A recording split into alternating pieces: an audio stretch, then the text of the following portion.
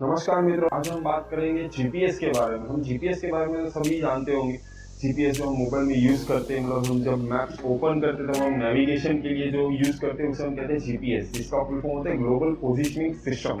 तो आज हम बात करेंगे कि ये जीपीएस काम कैसे करता है। हम सबको एक बेसिक चीज तो जरूर पता है कि जीपीएस सैटेलाइट से काम करता है। जो सैटेलाइट जो हमारे पृथ्वी के बाहर जो रहती है उससे काम करता है। तो ऐसी बहुत सारी सैटेलाइट हमारे पृथ्वी के बाहर है जिसे बहुत सारे देशों ने लॉन्च की हुई है। और थोड़ी सी अगर हिस्ट्री जान ले तो जीपीएस को 2000 ईयर में, मतलब 2000 की साल में उसे पब्लिक के लिए लॉन्च कर दिया था। मतलब हम भी पब्लिक भी उसे यूज कर सकते हैं। पहले खाली गवर्नमेंट यूज करते थे, वो मिलिट्री बेसिस के लिए। तो ये जो सैटेलाइट होती है वो वहां से सिग्नल भेजती है, मतलब वहां से वो तरंगे भेजती है जिसकी स्पीड होती है 50 बाइट्स पर सेकंड। मतलब वो बहुत बहुत स्लो होती है। और उसके अंदर लगी रहती है एक एटॉमिक क्लॉक। मतलब वो एटॉमिक क्लॉक जो होती है वो ये काम करती है कि जैसे ही वो सिग्नल भेजती है तो वो सिग्नल भेजने का टाइम और उसकी डेट वो सिग्नल के साथ साथ भेज देती है। तो जैसे ही हम हमारे मोबाइल में या जीपीएस सिस्टम में उसे एक्टिव करते या फिर कोई मैप चालू करते, तो होता यह है कि हमारा मोबाइल वो सिग्नल को रिसीव करता है। तो वो सैटेलाइट कौन सी कनेक्टेड है और फिर कौन से टाइम और डेट पे वहां से सिग्नल सेंड हुआ है और हमारे मोबाइल में कौन से डेट और टाइम पे वो सिग्नल रिसीव हुआ, ये सब को एक्यूमुलेट करके मोबाइल कैलकुलेट करता है कि हमारा मोबाइल एग्जैक्टली अभी कहाँ पे है।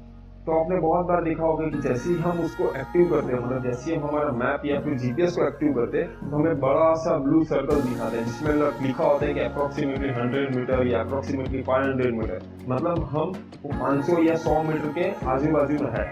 ऐसा इसलिए होता है कि जैसे ही हम उसे एक्टिव करते हैं, मतलब जैसे ही हम मैप को एक्टिव करते हैं या फिर जीपीएस को एक्टिव करते हैं, तो हमारा मोबाइल एक सिग्नल को कनेक्ट कर लेता है। मतलब हम एक सैटेलाइट से कनेक्ट हो गए, तो एक सैटेलाइट से हम इतना पता कर सकते हैं कि हम अप्रोक्सीमेटली कहाँ पे। और फिर जैसे ही हम आगे बढ़ते जाएंगे या फिर हम जैसे ही थोड़ी देर उसे रुक के रहेंगे तो वो दूसरे सैटेलाइट को भी कनेक्ट करेगा। तो हमें फिर वो जो ब्लू सर्कल है वो छोटा छोटा होते नजर आएगा और फिर लास्ट में एक छोटा सा ब्लू डॉट हो जाएगा। मतलब हम प्रिसाइज या फिर एक्यूरेट लोकेशन पता कर सकते हैं कि हम एग्जैक्ट कहाँ पे इस वक्त खड़े हैं।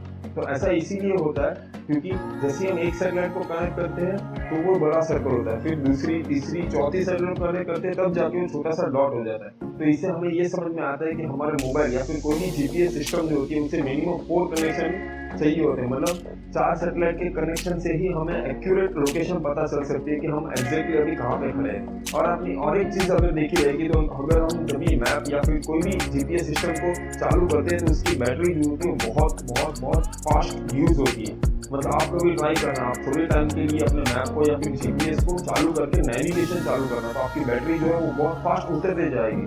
तो ऐसे इसीलिए होता है क्योंकि तो जैसे ही हम ट्रैवल करते हैं एक जगह से दूसरी जगह पे, तो होता ये है कि हमारा मोबाइल जो होता है या फिर कोई भी जीपीएस सिस्टम जो होती है वो क्या करते हैं, वो सिग्नल्स जो रहते हैं जो सैटेलाइट से आते हैं उसे बार बार कनेक्ट करना पड़ता है। क्योंकि हम जैसे ही बढ़ेंगे आगे वैसे जो पीछे के सैटेलाइट है उनके कनेक्शन टूटते जाएंगे और जो नई सैटेलाइट है उसके कनेक्शन मिलते जाएंगे।